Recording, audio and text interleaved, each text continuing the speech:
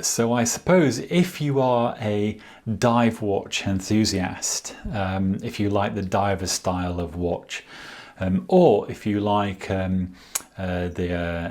Armida A1 diver, this video might be interesting, because here we have the Armida A1 38 millimeters, we have the Armida A1 42 millimeter, and we have three Armida A1 45 millimeter. Now, straight off the bat, I'm going to tell you, I think these watches are absolutely brilliant. And for some reason, when I first do that, the autofocus doesn't work, but it should do now. So there you go. I mean, look at that. You know, that is a fantastic, good-looking wristwatch. Never mind it being a diver's wristwatch. I'm going to put it back onto autofocus. It should be fine now. You can see that the design style is the same, although the case sizes are different. But I do think that the A1 here, the 38 millimeter, I think that's actually a new model. But I think the 42 millimeter here and the 45 millimeter, you know, that does look like it's the same watch, as you can see. But I think that the 45 millimeter here and the 38 millimeter here, actually, yeah, no, it is the same watch, yeah.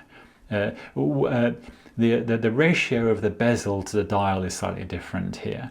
So the ratios are slightly different, but certainly the 45 millimeter and the 42 millimeter, you know, they are brothers.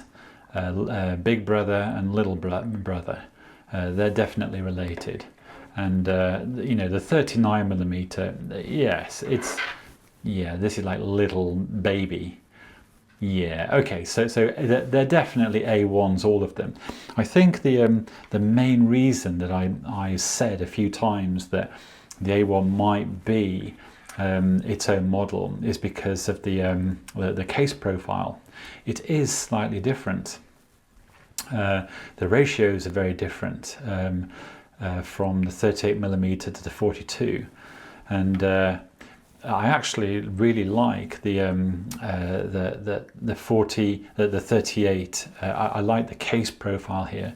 I do think it is better than the profile of the 42 and 45. But saying that, the profiles are still fantastic. But I did like the 38 millimeter, this one, the case profile. For some reason, I really liked the chunky bezel. It gave you a lot of space to purchase the bezel, get your fingers on it so you could spin it around. And you know, but I think we're splitting hairs. It is a very, very nice, because the real aesthetic is coming from the dial, the bezel, and these versions have sapphire bezel and sapphire glass. And if I just zoom out again, it might pull all the others back in. There we go. So hopefully that my autofocus will remain automatically focused. So there we go. Now I'm showing you the blue 45 millimeter here, and blue is such a popular color. You can see that everyone is going to that likes blue watches is probably going to like that, especially if they like the diver style. I think my favorite is this brown dial, Sunray brown, with a beige brown strap. I think this is my favorite colorway. For some reason, that brown dial lends itself to, you know, a diving watch. And I imagine that on a black rubber strap, you know, this is going to look absolutely something else. Look at that.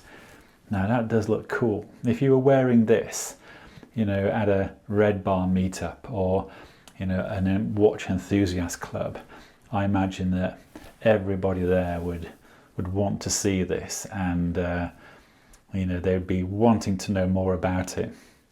And if you were in a business meeting, imagine wearing this bad boy. It would trump all the other watches in that room. Well, unless they're a Richard Mille or a Casio G-Shock, you might have some problems there. But I think that the Casio G-Shock wearer or the Richard Mille wearer, he would appreciate you wearing this watch, and he would definitely want to know, you know, why you're wearing it, he or she. Although, you know, this coming in at 45 millimeters for a lady, you know, they might think it's too big, but I don't know. I would say to anyone, it doesn't matter what you think. Why don't you put the watch on and see how that feels for you?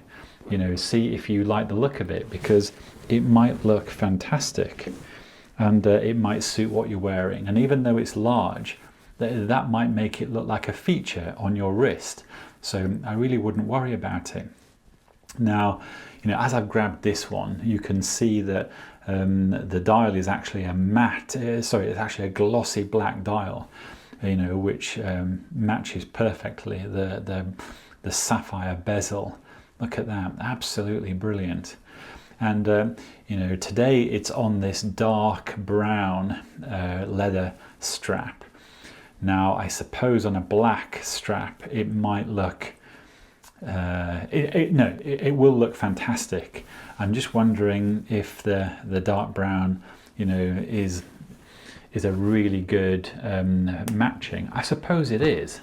For some reason the dark brown is a little gentler for you to, you know, it's really providing a colour palette that once again is very pleasing to the eye. And look at it with the grey long sleeve there. That does look fantastic. Yeah, I mean, you are looking at some really super watches. We know that the diver's style, you know, is a very popular aesthetic, because the diving bezel, you know, allows you to time your eggs and meat and potatoes when you're cooking, which is exactly what I use it for, and I really like it. If I'm cooking and I don't have a watch on, I'm lost. And, you know, operating the diving bezel is brilliant for cooking. So, you know, that is a real, you know, practical function of a diving watch. And it's the business case I use, you know, to get a watch. It's because I need it for cooking. And, you know, this blue one looks really nice. I was once again thinking, you know, what looks the best? And I think it's a really difficult decision, because I don't think one looks the best. I think they all look the best, because initially it's the design that you are capturing. You know, the visual interest comes from the detail and the colours. And yes, and so one of the things that you may have noticed is that all of them have the orange minute hand, and I believe Omega might actually be the owners of that move. I could be wrong, but when mechanical dive watches were massively popular in the 70s, and I believe the 60s, but they're still massively popular today, the orange hand minute was used because it contrasted, you know, very well against the dial, and you were able to line it up to the marker on the bezel, so you could time your dives very well. That's why it's orange. So there is actually a practical function for that. But for me, it's the visual interest that it provides. It makes the watch look so much more interesting. And you know, and if you're a cook, having that orange minute hand against your bezel for your meat and potatoes is fantastic. Look at that. Yeah, I mean, these are super watches, and yeah, you're actually one of the, I think I said in another video, what I'm going to have to do is show you some straps and deployant buckles. This is a deployant buckle, and instead of threading it through and having a pin, the deployment buckle, provides extra length and fastens the strap. And to operate it, you simply click it there, and then you offer up the strap, feed it through the loop, and then click it down there, and that's essentially a deployant buckle. Now, just by accident, each of these watches has a slightly different buckle. This is a Richard Mille spring-loaded style that's very, very good. But you do have to fiddle around with that bit there. But as you can see, it's really not difficult. And to get it off, you just pull it apart. And it looks like it might fall off, but believe me, it really does not. It just provides spring loading. But it's been designed in such a way that it isn't going to fall off. So that is quite a nice looking buckle. I don't know if it's my favorite yet. Then we have this buckle here that adds some visual interest because it looks very nice, but it sort of clips into place that side, and then you bring over the strap, thread it through the loop here, and then press it down, and then that's locked in place, and that's very, very nice. So I shall take that off there. You can see that they're all very similar, and then I think this one here is, yeah, this is very similar once again, but it's finished with a brushed, a stainless steel brushed finish that is nice because it matches the brushed stainless steel of the case. And so that's that one. Actually, in fact, I think this deployant buckle is my favorite because it matches the case more accurately. And I quite like the sound when you close it. It sounds very thorough and solid, and for some reason I quite like that. Although this is very hard to actually close, but I imagine that